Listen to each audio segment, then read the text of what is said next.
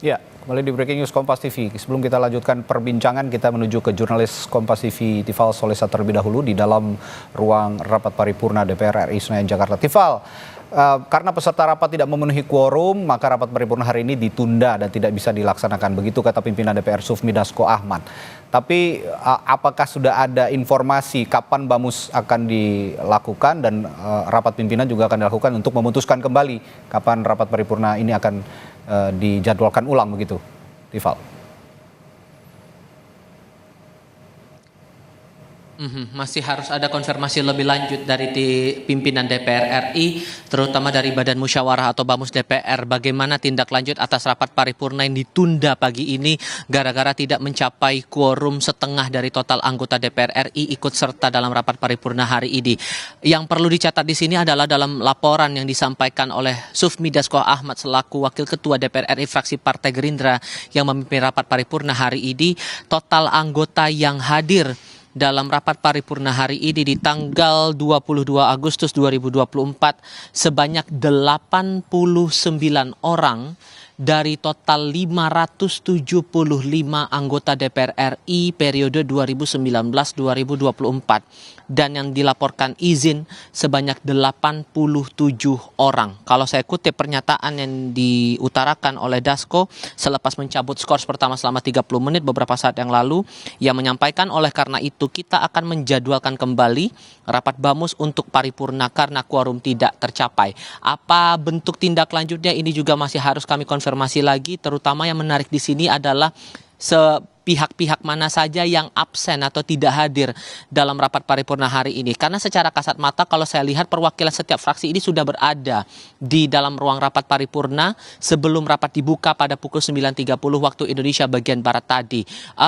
Namun kemudian dari awal di sesi pertama di 9.30 tidak sampai quorum, jumlah anggota tidak sampai 100 orang bahkan, maka kemudian Dasko selaku pimpinan rapat memutuskan untuk skors selama 30 menit di sesi pertama.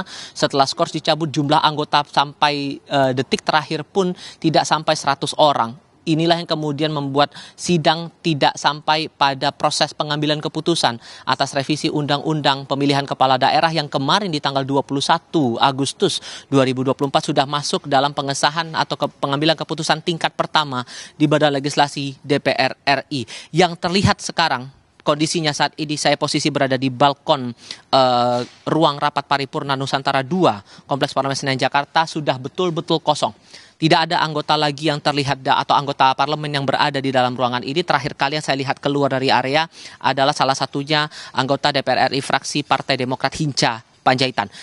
Masih butuh konfirmasi lagi soal bagaimana tindak lanjutnya, tapi yang jelas dalam tata tertib DPR itu persis daripada pasal 279 dan pasal 281 syarat pengambilan keputusan bisa dilakukan dalam rapat paripurna dan hasil dari putusan itu dianggap sah apabila jumlah anggota yang hadir setidaknya separuh dari total anggota yang 575 anggota itu, plus dengan syarat berikutnya setengah dari total fraksi yang ada di parlemen ini ikut serta dalam rapat paripurna. Secara fraksi oke, ini sudah memenuhi, tapi jumlah anggota ini yang tidak sampai quorum sesuai dengan tata tertib DPR. Radi. Oke, kita nantikan konfirmasi ulang dari Anda ke pimpinan DPR, tentu saja juga dengan Badan Musyawarah DPR, bagaimana tindak lanjut dari penundaan rapat paripurna yang seharusnya dilakukan hari ini untuk memutus revisi Undang-Undang Pilkada, mengesahkan revisi Undang-Undang Pilkada. Terima kasih Tifal Solesa dari dalam gedung DPR RI Senayan Jakarta. Ini kalau kita lihat Prof. Aan, saya akan kembali berbincang dengan Prof. Aan ini. Kalau kita lihat penundaan ini mau menentang diam-diam atau hanya menunda saja kira-kira kalau menurut Anda, Prof. Aan? Iya, ya pertama memang ada problem ya di quorum. Tapi kalau melihat hasilnya kemarin 8-1, seharusnya kan sudah mayoritas ya. Sehingga kalau mau datang semuanya tentunya akan quorum ya, akan quorum. Walaupun satu fraksi tidak ikut tadi. Oke. Nah, hanya saja persoalannya adalah ini masyarakat kan sangat menyorot ini gedung Dewan saat ini. Ya. Nah, saya melihat ada keraguan ya, di hati mereka untuk bisa menggolkan di siang bolong seperti ini. Sehingga khawatirnya nanti di saat-saat sunyi, saat-saat sepi, ya hasrat kekuasaan itu muncul, akhirnya jadilah ini barang. Ya. Nah, jadi kalau RUU ini kemudian disetujui oleh oleh anggota DPR secara apa 50% lebih tadi itu, ya plus satu yang yang suara terbanyak ya dari mereka setuju, maka dalam hal ini adalah jadilah ini di tingkat DPR. Baru kemudian dia persetujuan bersama dengan Presiden dan baru pengundangan bisa. Iya. Tapi sebagai kekuatan sipil saya kira masyarakat walaupun nanti tanda kutip dikibuli seperti itu, masih ada peluang ya dalam negara hukum ini untuk mengajukan ini ke Mahkamah Konstitusi, diuji formil maupun diuji material. Dua-duanya aja, ya, formil sama material. Dari pengujian itu nanti kita lihat apa putusan Mahkamah Konstitusi.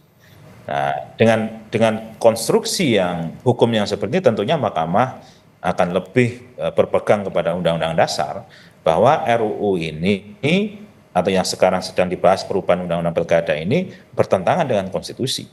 Nah, sehingga kembalilah kepada tafsir Mahkamah Konstitusi terhadap Undang-Undang Pilkada yang lama begitu. Ya, DPR ini kan representasi rakyat. Biasanya kalau mau mengesahkan sesuatu ini sambut baik oleh masyarakat begitu.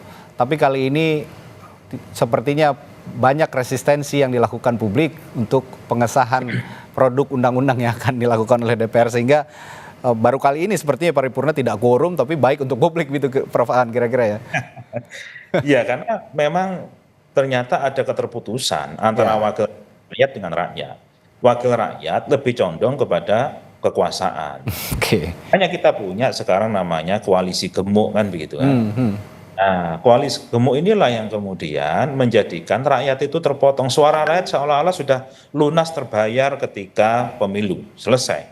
Ya, setelah itu nggak ada hubungan lagi, mereka mau menjalin kemana, bukan kembali kepada rakyat, bertanya kepada rakyat, tapi bertanya kepada kekuasaan. Jadi ini menjadi pembelokan ya dalam sistem demokrasi kita. Seharusnya parlemen itu adalah parley ya, bicara atas nama rakyat, tapi ini bicara atas nama kekuasaan. Inilah yang kemudian menjadikan rakyat akhirnya jengah juga, akhirnya bahagia. Nggak jadi rapat bahagia. Seharusnya kalau nggak jadi rapat kan justru kinerjanya jelek gitu. Betul. Rakyat seharusnya sedih kan begitu kan. Tapi baru kali ini ya tidak jadi rapat, publik menyambut baik gitu. Tapi tetap harus kita kawal sepertinya, Prof. Aan. Yang Anda katakan tadi, ya, bisa saja di saat-saat sunyi ini kemudian disahkan begitu. Nah, sebenarnya sudah sedikit disinggung tadi oleh Prof. Aan soal pertanyaan saya selanjutnya. Tadi saya sempat menanyakan, Prof, kalau Indonesia ini telah memiliki MK selama 21 tahun, artinya sudah cukup dewasa lah kita untuk memahami bahwa apa yang sudah dibatalkan MK ini tidak bisa dihidupkan kembali karena sudah final and binding. Tapi DPR memiliki siasat, memiliki upaya untuk against the Constitution, sepertinya seperti itu. Pertanyaan saya sederhana, pola pikir apa yang Anda baca dari para anggota parlemen ini dalam upayanya mengubah atau merevisi Undang-Undang Pilkada sebenarnya? Ya, pola pikir kekuasaan. Ya. Jadi bukan pola pikir demokrasi. Demokrasi itu mengabdi kepada kepentingan rakyat, tapi ini mengabdi kepada kepentingan kekuasaan. Salah satu contoh begini, dalam perkara ini ya, yang diputus Mahkamah Konstitusi itu kan sebenarnya membuka peluang sebesar-besarnya kepada rakyat untuk ikut kontestasi dalam pemilihan kepala daerah dan wakil kepala daerah. Sehingga kalau dulu sangat dikuasai oleh hegemoni partai yang mempunyai kursi, sekarang dibuka. Partai yang tidak punya kursi pun bisa mengajukan calon. Kan begitu. Seharusnya siapa yang diuntungkan kalau calonnya banyak? Seharusnya rakyat gitu ya. Tapi justru yang terjadi adalah ini alergi ini terhadap keterbukaan terhadap rakyat yang banyak. Kalau bisa itu lawan bumbung kosong. Kalau bisa lewat kotak kosong kan begitu kan? Tidak ada lawan kan begitu.